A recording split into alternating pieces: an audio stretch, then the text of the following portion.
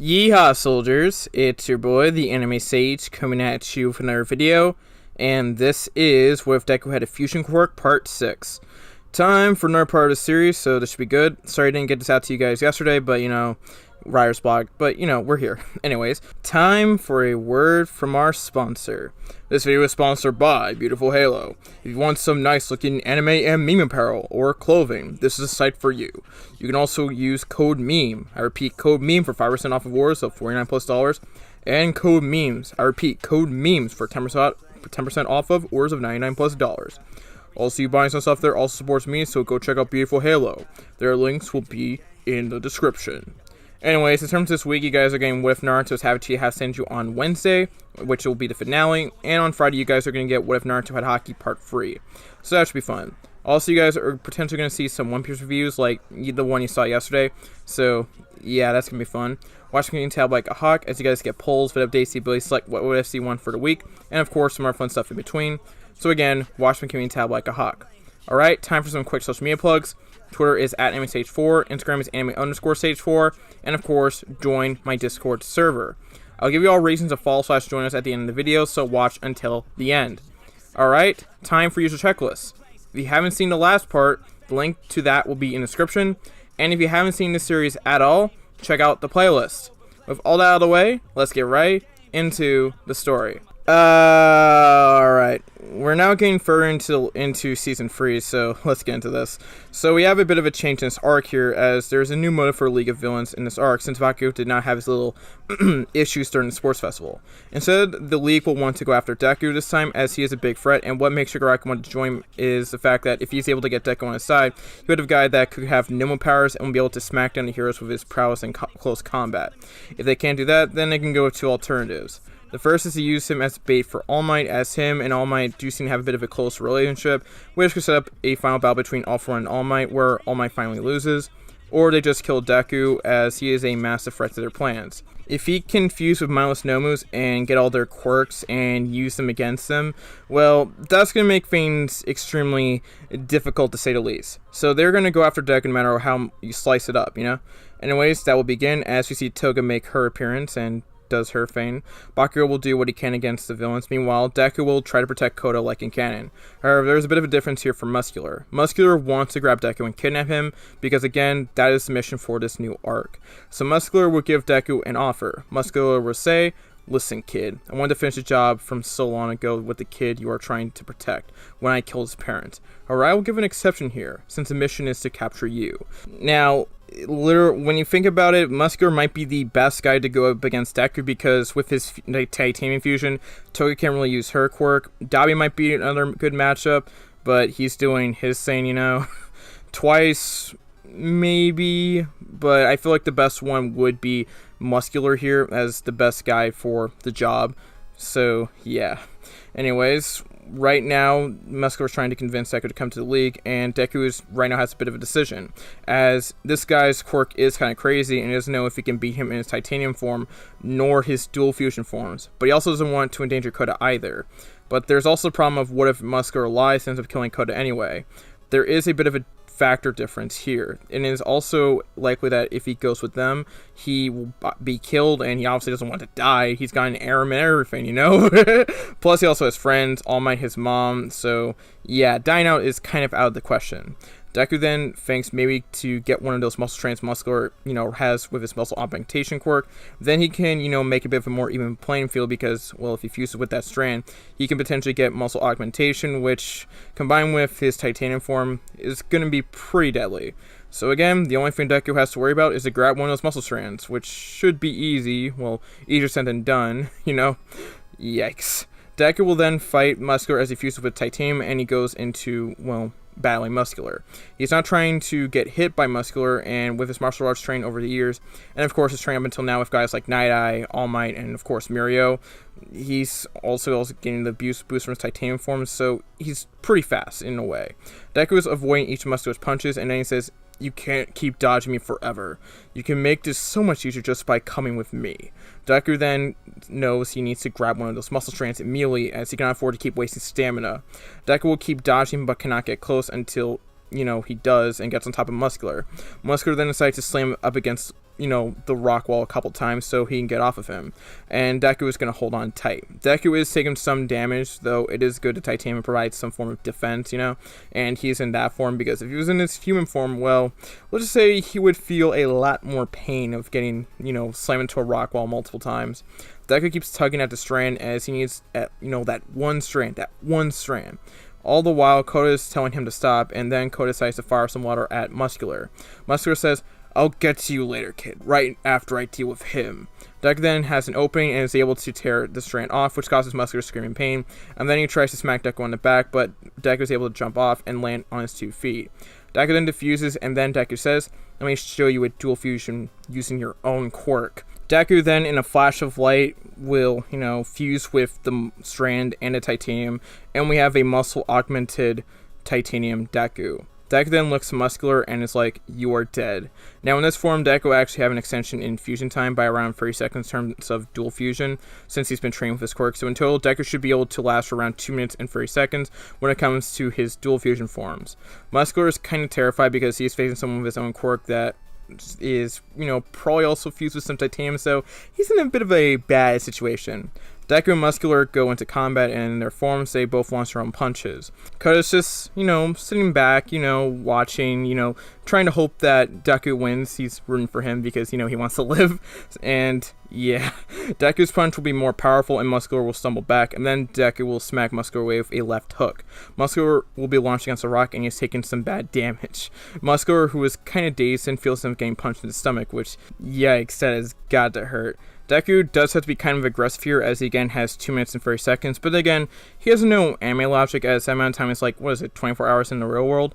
Muscular goes up to his limits with his quirk because he's not going to lose this kid, and Deku decides to match it. Muscular charges at him, and Deku will just finish him with a right hook, and that's a nail in the coffin for Muscular, as Deku is able to finish him off, and he's not going to wake up for a long time. Koda has his character development moment, as Deku still protect him like he did in the original story, and he did also use the same quirk that killed his parents against, Muscular, so that's a pretty cool moment for him, and he won't have time to thank him, but, Deku did save him in a precarious situation, so, yeah. Deku will take Koda with him, and the good news for him is that he isn't as banged up as he was in the original canon, so he can at least somewhat fight some more, but his stamina has been drained a little bit, and he did take some damage from Muscular, so it's not like he's at full strength at the moment. Characters like Mag and Spinner, by the way, will, want to make sure their target's captured, and Spinner will want to take on, the League of Villains side because Deku did show himself as worthy to Stain, so Spinner would be interested in bringing Deku to the League since he can help make Stain's dreams come true, in a way. And Deku, though, kind of needs to be protected as he is the target of the League of Villains, so Shoji and Tokoyami will try to make sure Deku is, safe, and that means that he will have to be more so protected, so yeah. And by the way, Deku is going to be able to avoid those two, so that's pretty good. Anyways, the other stuff does happen in the original canon, but Shoji and Tokoyami are going to try to make sure that Deku goes to the facility so he's, safe. I'm along with Todoroki and Bakugo, which kind of does speak to Bakugo's development a little bit earlier because he does respect Deku a lot more and, doesn't want him to be captured by villains, which is logical.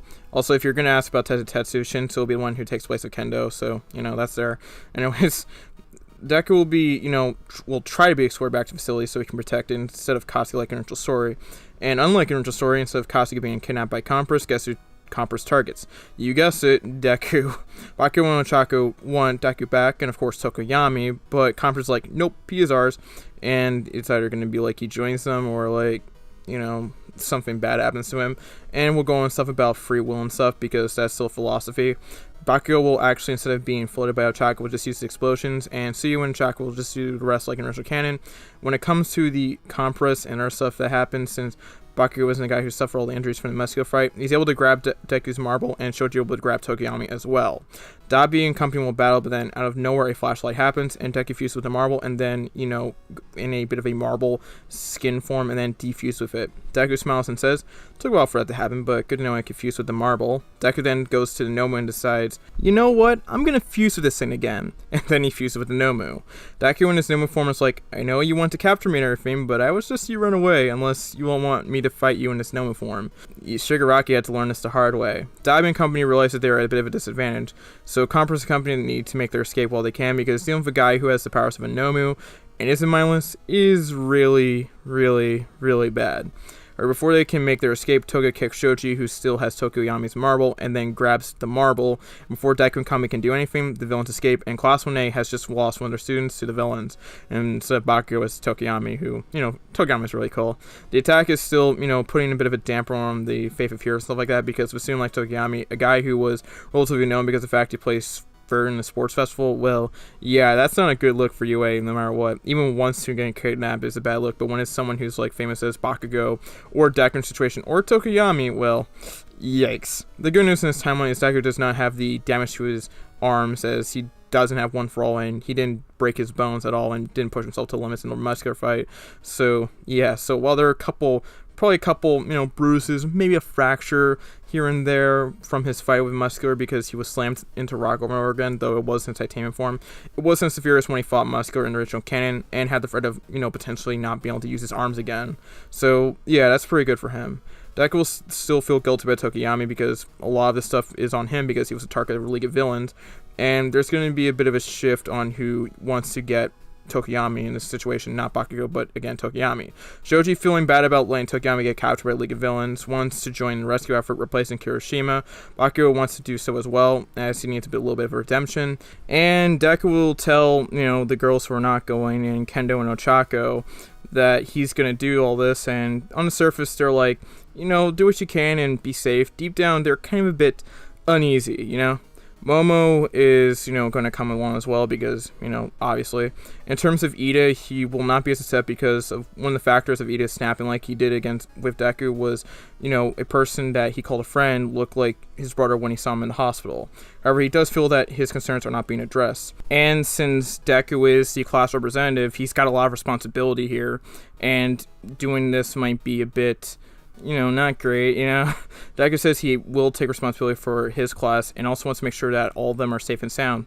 And of course, since, Tokoyami is a classmate, he's got to make sure he's safe. Ida eventually surrenders, and Deku and Company will get to work. Mirio will be in the fight with All Might against, for the Hideout Raid Arc along. So, yeah.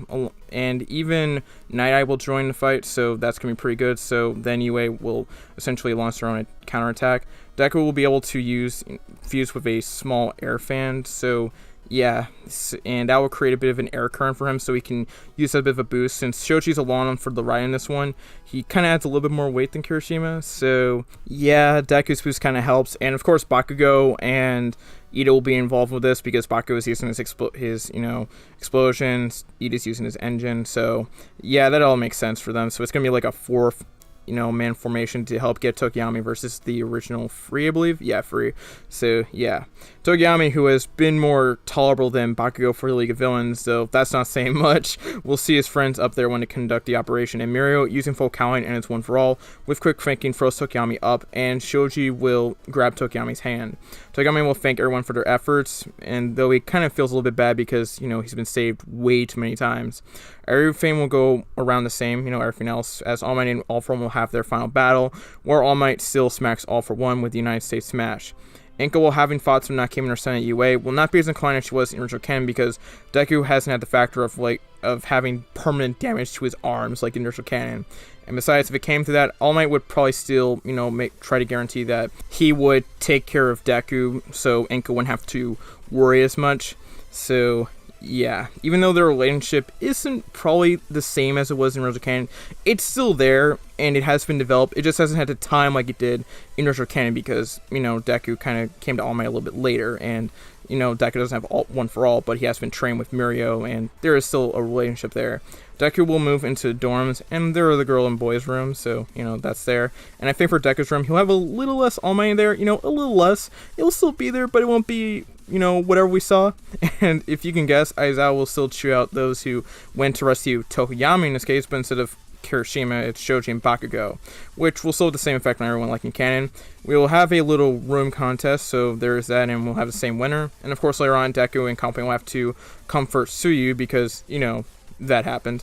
Later on, Deku and Momo decide to talk with Itsuka and Ochako. Deku will say, I know Tsuyu was very sad about the whole ordeal, but how did you guys feel about what we did in the end?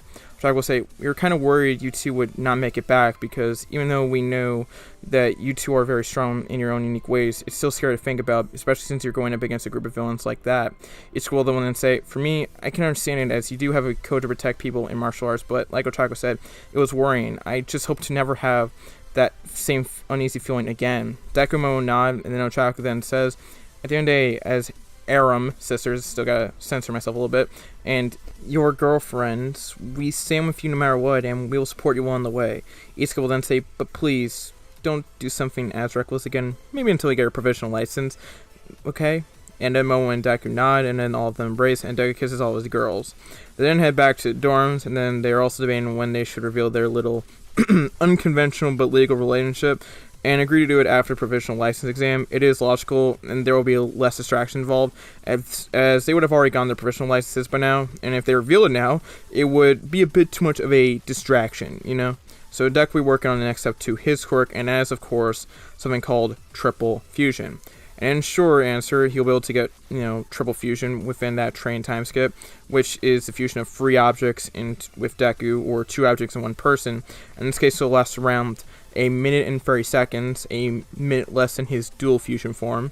Then more details about the training and the provisional exam will come in next part. Thank you all for watching What If Deku Had a Fusion Quirk Part 6.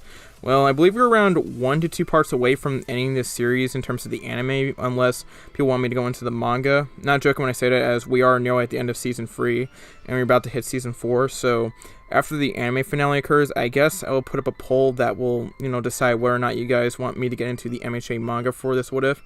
Vote wisely, because, manga contains a bit of spoilers, and Season 5 is going to be around the corner in around 2021.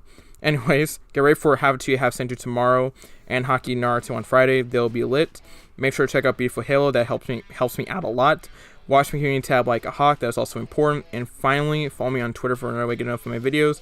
Instagram for memes and some more fun stuff in between. And finally, join my Discord for access to supplementary content, notifications when I live stream ahead of time, and of course, the ability to test me ideas directly. We are getting closer to 10K, around 300 away, so let's get there. That's all I have to say. Make sure to like, comment, subscribe, turn notifications, and share the video. This has been your boy, the Anime Sage. Sign out. Peace. YEEHAW. Stephanie Shea. Close us out. Bye-bye. Hi, this is Stephanie Shea, voice actress for Sailor Moon, Hinata, Orihime, and you are watching Anime Sage.